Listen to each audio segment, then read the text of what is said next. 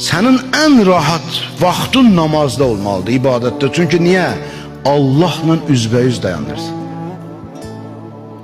Özdə Fatihənin sözlərinə baxın, Fatihənin əvvəlində üçüncü şəxs var. Yarısından artıq Allah üçüncü şəxsi götürür. Nə deməkdir üçüncü şəxsi götürür? Yəni bütün pərdələri götürür. Deyir, daha sənlə mən ikimiz qalay.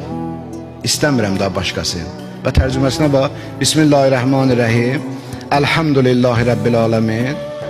Həmd olsun aləmlərin Rəbbi olan Allaha. Görürsən, həmd olsun. Demirsən ki, sənə həmd olsun Allah.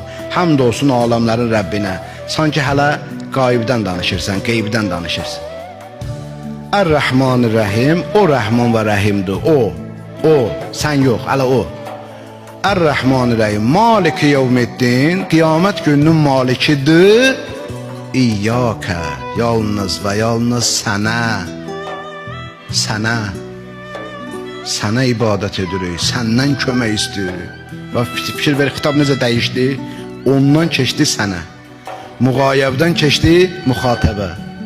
Birbaşa Allah götürdü bütün pərdələri, sən və mən. Birbaşa mənim özümə denən indi. İhdinə sıratəl müstəqim. İlahi, sən məni doğru yola hidayət elə, sən. O kimə deyərsən sən? O adama deyərsən ki, səndən üzbəyüzdür. O şəxsə deyərsən ki, səndən üzbəyüzdür. O varlığa deyirsən ki, səndən üzbəyüzdür. Ona deyirsən. Sən bununla rahatlıq tapmayacaqsan, nə vaxt tapacaqsan? Ərihna bis salah ya Bilal.